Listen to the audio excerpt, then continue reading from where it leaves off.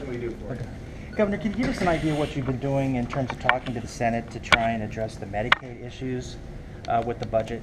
Well, I haven't really. I had one conversation with Senator Portman. It's been widely reported. I've told I'm him. talking about the Ohio Senate Oh, budget. The which workforce part? requirements, the controlling board language for the Look, expansion. look, we have a long way to go. The Senate has done a very good job in terms of fiscal stability, which I'm most concerned about. And in a time when you're trying to achieve fiscal stability, that becomes paramount to everything else. And how do I feel it's going? I think it's going well over there. I'd like to get it out of the Senate, get it in the conference committee, and that's when we'll do, finish up the work. I mean, the most important thing is that we have fiscal stability, because the fiscal stability puts us in a position to continue to grow jobs. Are you confident that they'll deal with the controlling board issue, the restraints that they're putting on the expansion? I don't really focus on that right now. I mean, I'm aware of it, and I think it's a long way before everything is resolved. We'll see.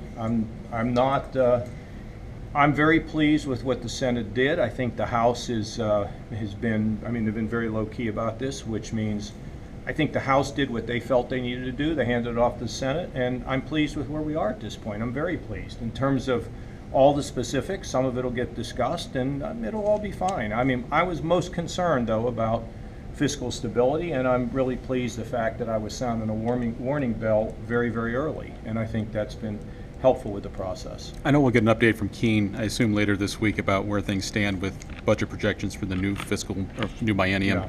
Yeah. You have any insight into that at this point? Are we Well, still you looking don't at think I'm 800 gonna million at step all? Or on direct Lord Keene's announcement. We'll wait for him to make his announcement. Kansas ended its tax break for pass-through entities earlier this month. Is it time for Ohio to follow suit? To raise taxes? No, we don't raise taxes in the state. And frankly, Kansas, what they did is they operated on the basis that we'll cut taxes, but we won't cut spending. That's not what we did.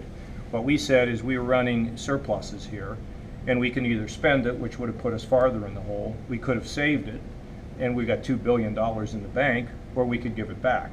And by giving it back, it's been a good thing. So, Kansas is, that's apples and oranges when you look at Kansas and what we've done in Ohio. Do you have concerns about the fact that the Senate does tap the rainy day fund I think it's to fund the amnesty tax program? I just have to look at that. I'll see the budget shakes out this week. Call me. I'm unaware of that. I'm unaware of that.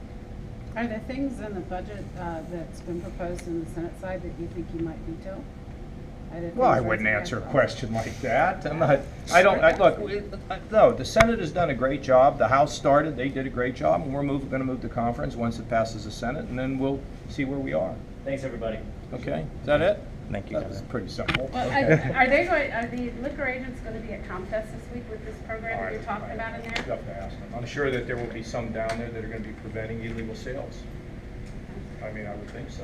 I don't know if they're going to be out in the crowd. You have to ask them. Robert Sellers, the lieutenant Sellers, probably address it for you. Okay, thank you. thanks, Kevin.